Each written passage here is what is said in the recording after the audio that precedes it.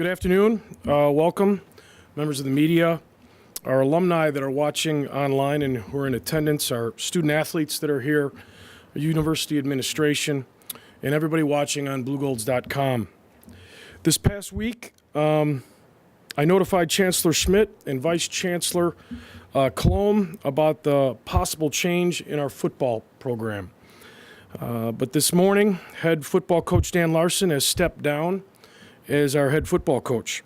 Coach Larson has accepted a coaching position at Division I and the FCS National Champion, North Dakota State University. And I'll let Dan expand more on that position. It is with great regard and deep appreciation that I thank Coach Larson for the great work he has done over the past 3 seasons. I think all Blue Gold alums should be proud of their fellow alum here. His ascension to the Division I ranks at North Dakota State University is an opportunity that I knew firsthand, professionally, you just can't pass up. As much as I want him to stay and the team wants him to stay and his institution wants him to stay, his alma mater, we know that Blue Golds are about excellence, and that's what Dan is about. Dan has been there, he's done it. In a short time, rebuilding our football program. The quick success of our football program and the way he went about doing it speaks volumes and is probably the reason and the largest factor why NDSU came calling. Under my tenure, I've always told my coaches that I'm their number one fan. And if they want to advance in this business, I will fully support their career moves and do what I can to help them with their professional goals. This business of college athletics is a business. And as I know firsthand with experience at all 3 divisions, 80% of the profession is looking to move up. Example, if you're a student athlete, you're a coach. If you're an assistant coach, you want to be a head coach. If you're a starter on the football team, you want to become all conference. You want to be all American. Constantly moving forward within the sport or the profession. And I deem it an honor for Blue Gold football that North Dakota State came calling for our head coach. North Dakota State head coach Matt Entz reached out to me last week about Coach Larson. Ironically, Coach Entz and I have a long-standing relationship due to our ties back to Winona State University. And if Coach Larson was going to leave us, which actually, and I'll let him say, there was a couple schools during his interview process that he made sure I knew that there was only a few schools that he would ever leave his alma mater for, and this was one of them, that he's going to work for another program, and that I'm happy that he's going to be working for a guy like Coach Entz. Again, it speaks volumes about Dan, the great work he and his staff, the entire staff, has provided the university and our football program. An immediate national search will begin. I have met with the football staff. I've named defensive coordinator Matt Ebner as the interim head coach through this process. Coach Ebner, another Blue Gold alum, has many years of coaching experience. He also has administrative experience at University of Wisconsin River Falls. So I feel very comfortable handing the reins over to him for this short term. I've encouraged anyone from our staff to apply for the job, but we will do a national search. The search that was conducted 3 years ago will also be the template on how we will handle this search. I anticipate the job being posted within hours, if not already, and the process to end in a matter of a couple of weeks. With that note, I will hand over the podium to Coach Larson. Well, like Dan mentioned, this obviously is fairly bittersweet. It's exciting from a professional standpoint to be taking another step. It's also extremely hard. To leave a school of this caliber, a football program of this caliber. I want to thank Dan and Chancellor Schmidt. Leadership is the ultimate thing that you're always looking for in this profession. And 3 years ago, I don't know if I would be as attracted to this position and this job if it wasn't for the leadership, both within our athletic department, and that was shown in our university, that the symbol of excellence and the crest of Eau Claire was going to be something that was going to be tried and to achieve and sustained, not only academically but also athletically as well too. I'd like to thank a lot of people. Start with the chancellor, start with the athletic director. Certainly, Andy Jepson, who was our director of athletics, a great friend of mine, director of our recreation, a great friend of mine. Kim Way in our foundation, their entire staff, Rick Foy. You come back as a head coach, and I've been an alum of this institution since 2003, but I come back as a head coach, and all of a sudden I get to develop so many different new relationships that I never knew existed as a student athlete. It's been actually one of the joys of being the head coach here is the amount of different people I've been able to meet on this campus that I never even knew impacted my time as a student athlete here at Eau Claire. Within our admissions office, Heather Kretz, Heather Pearson, Isabel Walters, to name a few, their work with us and our football program to try to find the best types of student athletes here. And there's a reason why our program has continued to grow each and every year, and the continued reason why we have a great recruiting class here so far has been because of the joint work with our admissions office. The list would go on, and I know I'm going to forget somebody, but the reason why Eau Claire is special is because everybody that's here, whether you're keeping a building, a room, a hallway clean, you're cooking food for our student athletes, you're making sure that their experience from a student life standpoint, high impact practices here, whatever it might be, everybody here at Eau Claire takes their job very seriously as it's the most important job on this campus. And that's why Eau Claire is special. We've got a lot of special coaches that are still on our staff. We got, the assistant coaches I hired 3 years ago were guys that, from my standpoint, we're going to be able to be the ones that were going to drive our program. I was going to maybe have a vision, but it was going to be them that was going to put it in motion, challenge our players the right way, hold them to high standards. For those guys to still be a part of this program, as much as I am leaving it, it is these guys who are going to continue to drive it.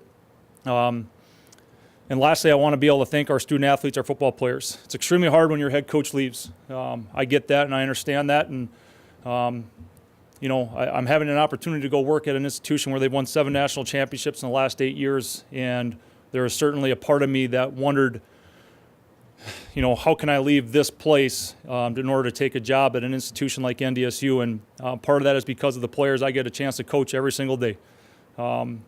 And what we set in motion was a culture. That's what we try to build here.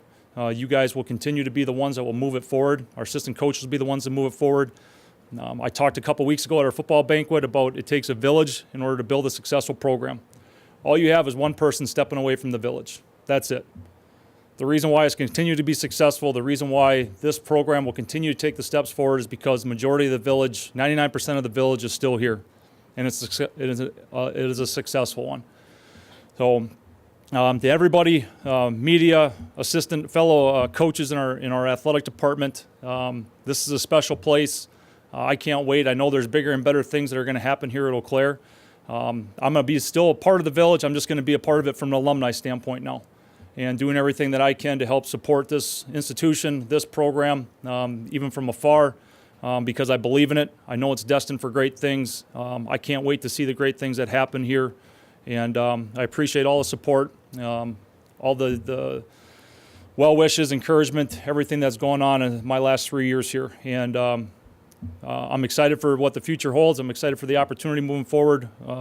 But this certainly is a one-of-a-kind place and one that I will desperately or sincerely miss. So thank you for everybody for being here today. I'm always a blue gold, and I can't wait to watch where this program continues to go. Thank you. Can you kind of give us the timeline of how this came up and to when you found out that you were going to get off of the job? Yeah, in college athletics, things happen pretty quickly. This was a much different situation than 3 years ago. 3 years ago, I applied for this job. 3 years ago, I went through an application process, and this is a little bit different. I'm going to be an assistant coach, and that process happens a little bit faster. I was reached out to late last week about an opportunity for an interview on their campus. Went up there and was offered a job yesterday afternoon, accepted it last night, and we've gone forward from there. So it's a very fast-moving process. It's part of the reason why there's a lot of people hearing things for the first time. So a credit to Dan and to Coach Entz at NDSU that it was done in such a professional manner, even in a short amount of time, as obviously both programs got to continue to move forward. Can you tell the position? What position? Yep, I'll coach the running backs. I'm going to be an assistant coach, helping out with special teams. I'll be, just a guy working and trying to help them win. How you said there were a couple of programs that were on your list that you might consider and actually what programs you might be for. When you got a school like this, is it just you can't turn down a program like that, or is it a step up to FCS? Yeah, so I mean, I got asked my first day here on the job, how long I was going to be the head coach for, and I was really, my previous institution was Minnesota Duluth. I thought it was a top Division II program in the country. There's only one Division III school I would have ever left Duluth for, and that was to be the head coach at my alma mater at Eau Claire. And there's only one school at a level higher than Division II, outside of the true, the Division I's, the Big Tens and the MAC schools and all those types of things that I ever would have considered leaving Duluth for, and that was North Dakota State. And so those are the only two schools. And, I've had recruits ask me that, I've had parents ask me that, and it's always been that same thing. There's only, a couple of schools I would ever have left Duluth for. Eau Claire is one of them. There's only a couple of schools that I would ever turn attention to or listen to and consider in order to potentially leave Eau Claire. And NDSU is one of them. And it's a great program, great culture, great city. It's got a lot of the same values and the same characteristics that I think Eau Claire has. It's obviously a bit of a reset as a program for them with the change in head coach. Is it exciting to kind of continue the legacy that they've started there? Yeah, I'm excited to be a part of the program. And that's what this program at Eau Claire is going to do too. It's not a start over. It's not a rebuild. This is a continue to move forward. We've got great coaches here. We've got great players. And this is about continuing to build and continuing to win. And we've got the guys here to do it. We've got the coaches here to do it. We've got the administration here to do it. Like I said, it's one guy stepping away from a football program. Everything else is still here to be successful, and these guys are going to be successful. Dan, for knowing the strides that the team has made, is there a way you can do this seamlessly without kind of taking any steps back with coaching? That becomes the most difficult part about this search. There's a difference from the last time I stood in front of you in this room 3 years ago when we made a change. That change included the entire staff. So, we have a young staff, experienced young staff that have families.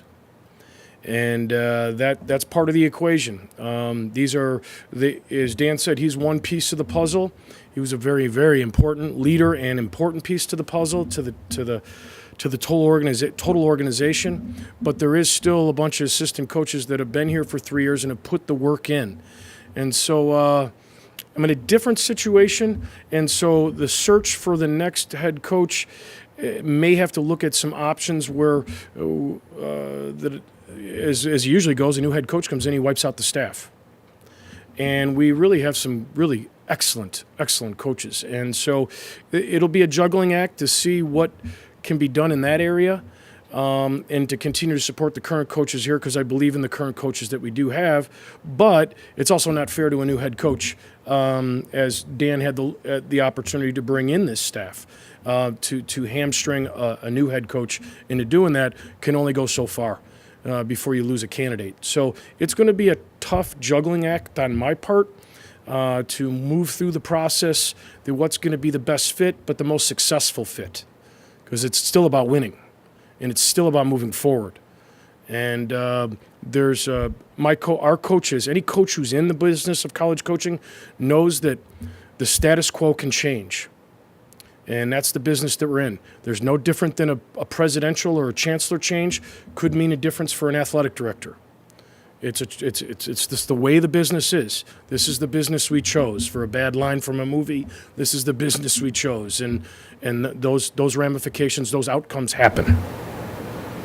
Would you say that to keep up just keep the staff, there might be a benefit to hiring someone internally?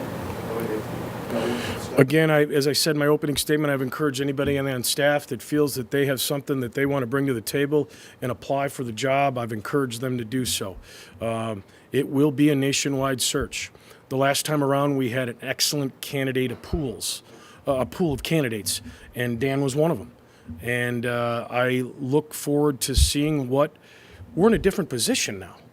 We were 0-10. It's a different narrative when you're 0-10. Than trying to convince somebody to take this job, and what's the upside of taking this job when you're dealing with an 0-10 football team? And so it took someone like Dan, who has a little something extra for the institution because he's an alumnus, and I think that was the compensating factor that really turned the corner for us. Now we're doing this search in a position of strength, not weakness. And I think that will bode well for our pool of candidates and this job search. What would you say to somebody coming in here that would encourage them to come take this job from your experience here in the last couple of years? Well, I mean, I think in order to be successful at any level, you got to have great leadership, and you got to have great leadership at an administrative level. Certainly, got to have great leadership at within the athletic director, within the athletic department, and we have all that here. I think the biggest thing is that if someone reached out to me and said, "Why would I take this job?" One, our players here understand what winning takes. They've stuck with it. We've got great recruiting class. We've got great players that have committed so far. We're going to have great recruits that are going to come on campus here over the course of the next 3 weeks that are going to see what Eau Claire is all about. Okay, this is one of the top academic schools in the Midwest. This community continues to grow and continues to better itself, and has done that with a lot of Eau Claire people. Our facilities are continuing to improve because of the work of Kim Way and her department, the chancellor, our athletic director, all the coaches and time and effort they're putting into it. And then lastly, we have a great staff here. We have great players. We got everything here in order to be successful. This program is going to continue to move forward. It's not going to take a step backwards. So if anybody was asking why would I take this job, it's because it's the best Division III job, I think, in the country. It's the best WIAC job. And it's only going to continue to get better because of the people that are here, and because the people that are going to continue to be attracted to this from a student-athlete standpoint, from a recruiting aspect. There's too many good things here to look at this as a job where it's anything but the best. And it's what Eau Claire is all about, and it's what it'll continue to be.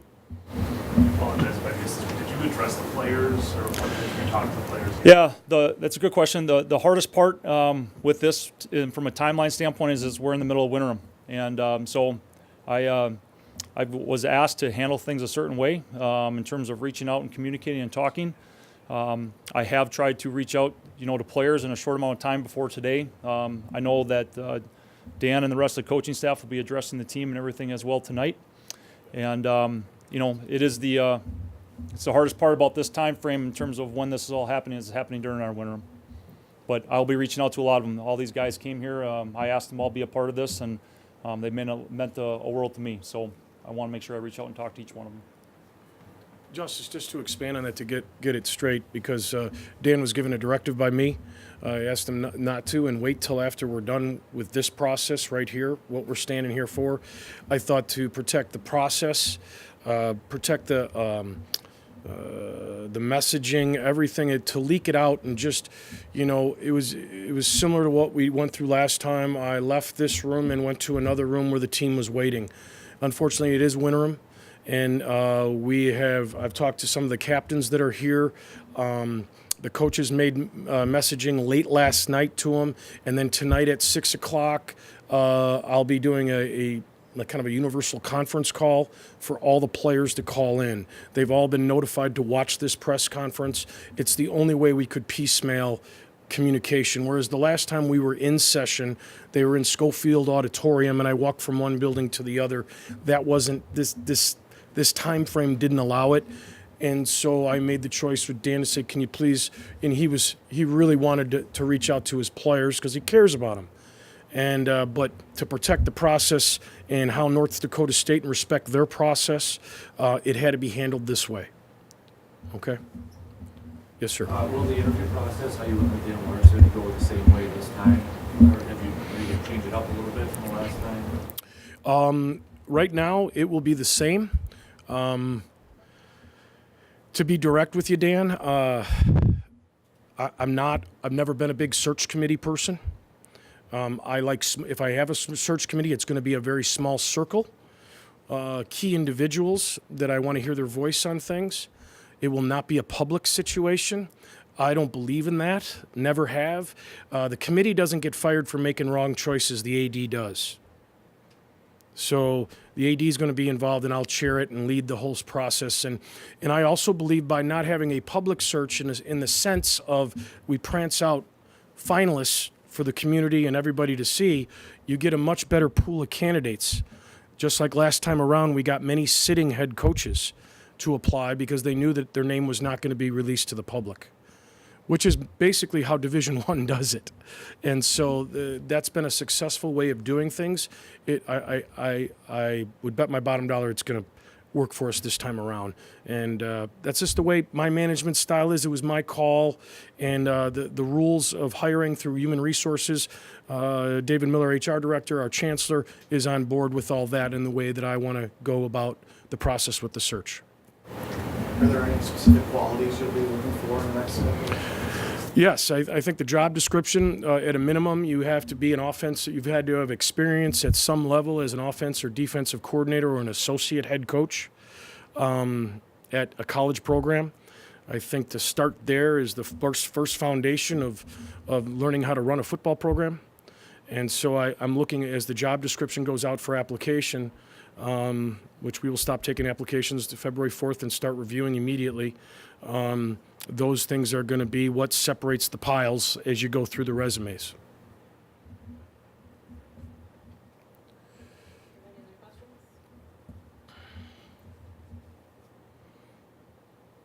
Thank you very much.